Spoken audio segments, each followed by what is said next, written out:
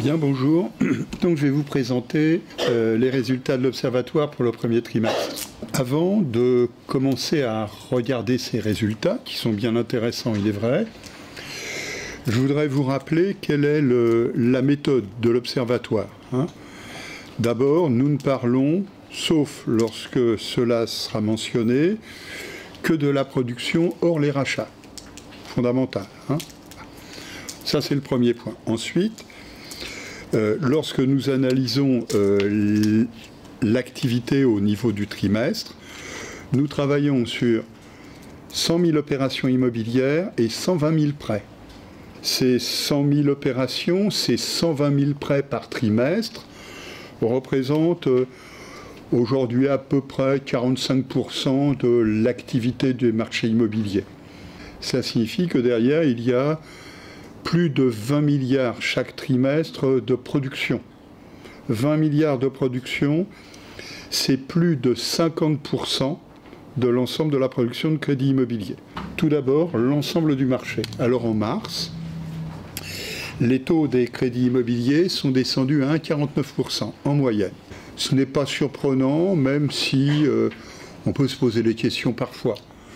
1,49%, c'est rendu possible pas parce que l'économie française est surliquide, les ressources d'épargne sont surabondantes, très bon marché, donc les établissements de crédit, comme on dit, ont la ressource bon marché pour le faire. Ensuite, même si cela était le cas, s'ils se finançaient sur des marchés obligataires, ce qui est très très rare, bon, mais peu importe, l'OAT à 10 ans, finalement, a eu sa petite faiblesse de début d'année, comme tous les ans, et puis à partir de la fin février, du début du mois de mars, le taux de l'OAT à 10 ans a reculé. Il a reculé, d'ailleurs il continue encore à reculer. Il est même descendu plus bas que ce qu'il était l'année dernière à la même époque. Et puis enfin, les établissements de crédit qui tiennent à bout de bras les marchés immobiliers depuis plusieurs années déjà, ont maintenu, en dépit des incertitudes qu'il peut y avoir sur la conjoncture, des objectifs de production qui en général sont ambitieux. Donc cela n'est pas étonnant pour autant, soyons clairs. Il y a des marchés sur lesquels la dégradation de la solvabilité a été forte, et cette baisse du fait de la hausse des prix, et cette baisse des taux d'intérêt n'est pas suffisante pour, et loin s'en faut, pour compenser la hausse des prix de l'immobilier, voire, on le verra par la suite, la remise en cause des soutiens publics. Simplement, je le rappelle, on l'avait déjà mentionné dans le mensuel de février, la baisse des taux qui est intervenue au cours des 6 derniers mois ne permet de compenser qu'à peu près un quart des conséquences de la hausse des prix de l'immobilier sur la solvabilité de la demande. Autant dire donc que de toute façon, la baisse des taux, c'est bien, mais comme on le dit en général en économie, un marché, ce sont des prix, en l'occurrence des taux, mais aussi une activité, et on en parlera un petit peu plus loin.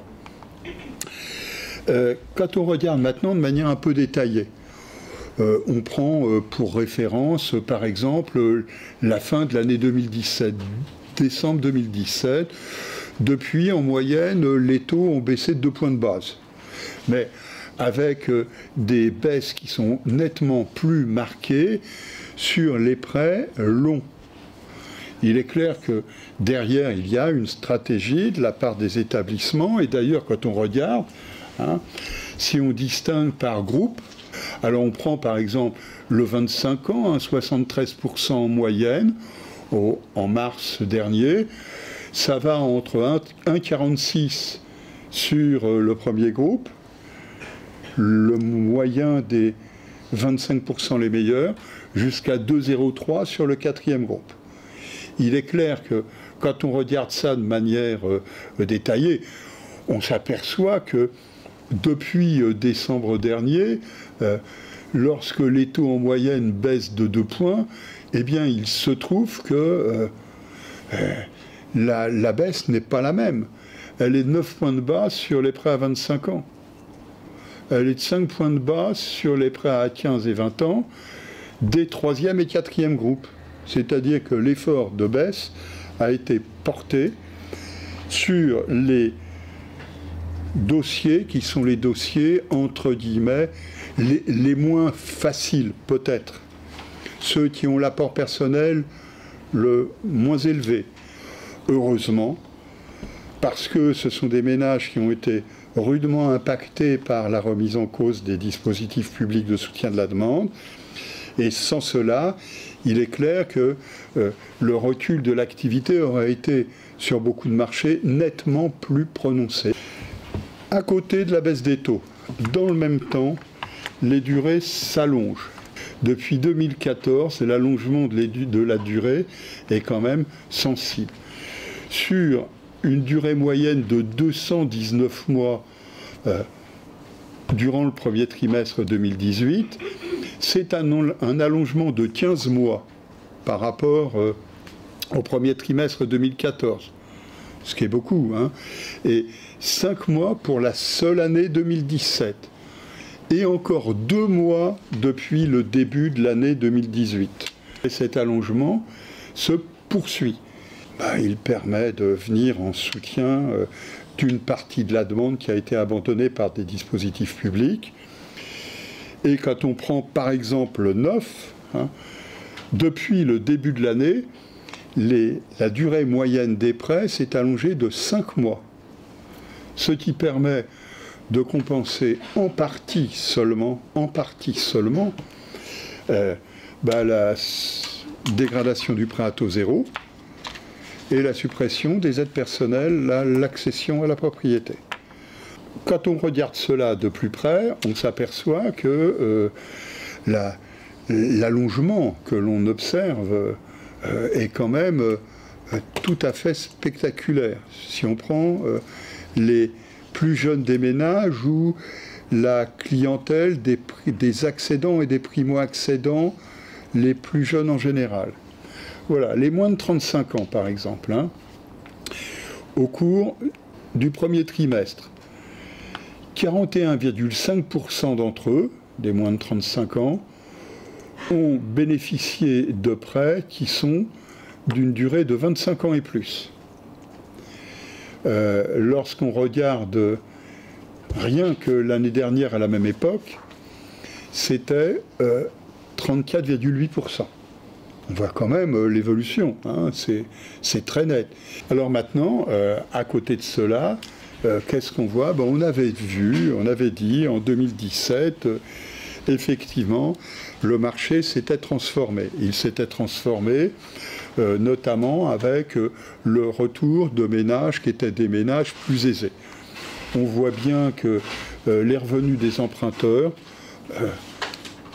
progressent aujourd'hui 2 fois plus vite qu'ils ne progressaient, par exemple, en 2015-2016. C'est un fait, c'est une réalité qui accompagne en revanche un ralentissement dans la progression des coûts des opérations. Alors attention, ralentissement des coûts des opérations, ça ne signifie pas un ralentissement des prix. Bon, toujours est-il que nous avons un ralentissement de la progression des coûts. 3% sur un an, nous étions à 4,3% en 2017.